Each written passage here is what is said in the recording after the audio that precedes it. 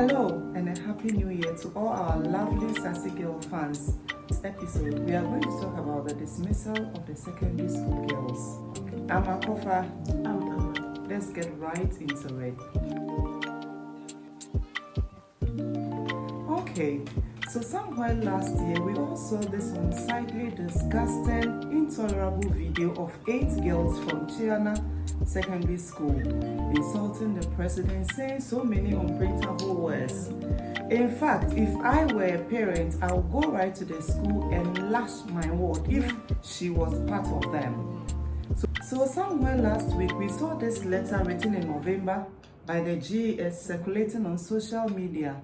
And what was the content? The dismissal of these girls. That was not what we were hoping. We thought they would be, disciplined. This is Ghana. If you flout the rules of your school, what happens in secondary school? Yeah, you're punished. Weeding, scrubbing, fetching of water if you have water problems, and so on. We are here to support what other civil society are talking about. And fortunately, our president has calmed the storm.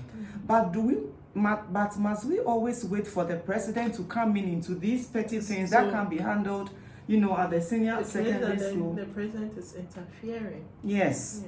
Yes. That's how we make it look. Yeah. So, Amma, what's your take on it? Okay. So these girls were sacked.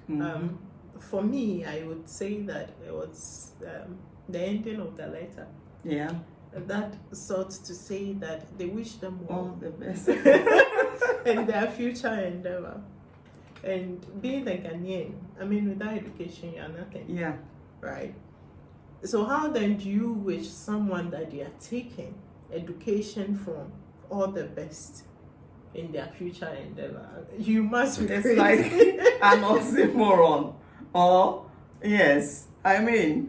It's crazy to be telling someone that, we are wishing you all the best in your future endeavor, whilst we are taking away from you the right to education. Right? Because we all know what education means, especially to a Ghanaian child, especially to a Ghanaian girl child. Right? So it's wrong in all forms for the committee that did that work to not have considered. Someone told me just last month that in every situation there is the need for you to take a step back. And I think what these people did not do was take a step back and analyze the situation holistically. Because then in analyzing the situation, what was important was to take the person that was abused, the president, out of the equation, and ask themselves that, if this wasn't the president, how would we have approached this? So that in judgment or in decision making, it is fair. Yes. How would we have approached this? But all that occurred to them was, whoa, they insulted the president, and we are going to deal with them. And how do we appease the president and then the big people and all that? It's about taking from them this thing. The most brutal punishment. But then they didn't look at the holistic picture. So now president has interfered, and then it has taken power from GES. Right. So we are back to square one. GES is back to being just a white elephant. That has no authority. That has no whatever. But it was due to their own making. I think it's important that we state that. But then we can also say that there are some factors that we think that if well managed, or if those factors are there, these things that we are seeing, especially with our young ones, will not be there. So we'll look at some of those factors. Right. The very first one has to do with the illegality of using phones in school. When I was in secondary school, I remember occasionally the house mistresses will come around for inspection. They will come with the prefects for inspection. So if you had any lipstick, lip gloss, any authorized gadget, water heater, and those things, and other unprescribed uniforms will all be seized from you. So the question is, are they doing it? And how frequently are they doing these things?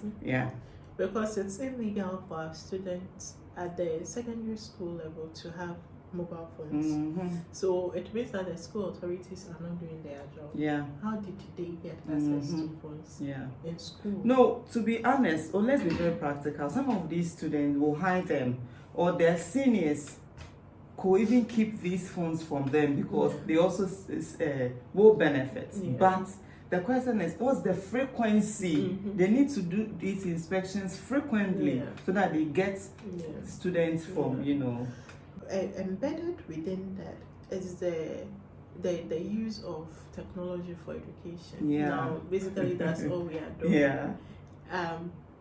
How do we make sure that students are able to use technology for educational purposes, but not for the purposes that... So for their level, the computer lab, I know most secondary schools in Ghana, depending on the areas, even here in Accra, do not have functional computer labs. Even at the higher education yes, even at some of them do not have the adequate tools. So we should restrict the learning to the computers at the computer lab.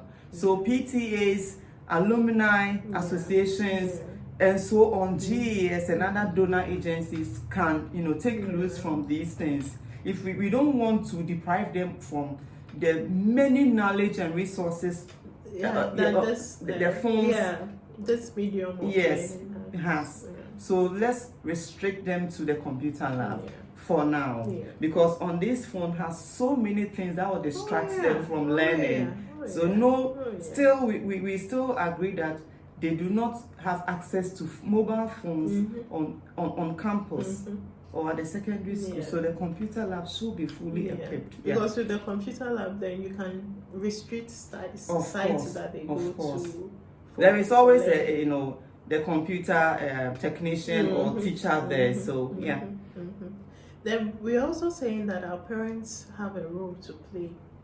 Absolutely. Our parents have a role to play in how they raise us. Sometimes when I was young, when I grew up with my grandmothers, my grandmother and the sisters, anytime they want to say something very sensitive, they change the language. So they don't speak ever, they speak Gan. Okay. And because they know I don't speak Gan, it makes it easier for them to say sensitive things that, I will not pick up. Right? And our parents, in the midst of your children, you are seated, you are watching TV or you are doing something, and then you are insulting people. Right? And they are eavesdropping. So they are learning how to abuse, how to insult right from the others. house. So parents need to check those things. And then we also looking at politicians. Yes. They've played a heavy role. And there are rots that we hear on radio. They've played abusive language, insulting each other, and that is, if we want to learn anything from our beloved Professor Mills of blessed memory, politics is not about who can insult the others the fastest. So please, let's refrain from these nasty, ugly politics of insults. So our politicians are not doing as well. And then there is also the way they've taken power from institutional heads, right? So back in the past, somewhere during the COVID, when authorities will complain that there was no food, and even when the free SHS was introduced, that there was no space, etc., we saw how school leaders were transferred. And then you do not have the right to speak on certain issues. And when students misbehave, school leaders do not have the right to talk about them, because then politicians will take the back of this young one. Basically back this young one. So it's sending a message to the children. So let me tell you one thing. My own secondary school, to protect the headmaster, I will not mention their name, but if you Google and find out, you get to know. The old students association, right? We wanted to go, and the students complained that they have this bedbug infestation. And I contacted a friend, Zumla, and I said, you know what, can you help me? She said yes. So we came into an agreement. This is what she could do. I personally called the headmaster, told him that, you know what, this is what we want to do. We want to, as past students, we want to help with the bed bug infestation. So the Zoom Lion folks will be ready at this period. You know what he said? He said, oh, he's so sorry. He doesn't have the authority to ask the student that, oh, you can stay 1 week more at home during your break. Yeah. I said, talk to the district head. GAS. He said, no. He will be transferred. I said, what? Yeah. We are doing this, the whole campus. Yeah. He will be transferred. The headmaster could not just write a letter to the district head to say that we have bed bug infestation problem. And if you are in education, you know that it is most secondary schools have and it affects the children. And it affects them. They cannot sleep, they can't learn because it's everywhere in the classroom, even the headmaster's office. He will be transferred. Just write a letter to the district, whoever, and tell them that this is what our old boys and girls want to do. So the midterms, we are extending it 1 week. He says no, he cannot. Or even 2 days. No. Till now, it's over 7. We wanted to do this in July. You know when I went to do the guidance. Till now. So that is what Amma is saying. Give them the authority. Give them the authority to act. The authority to act in the best interest of the students. Best practice.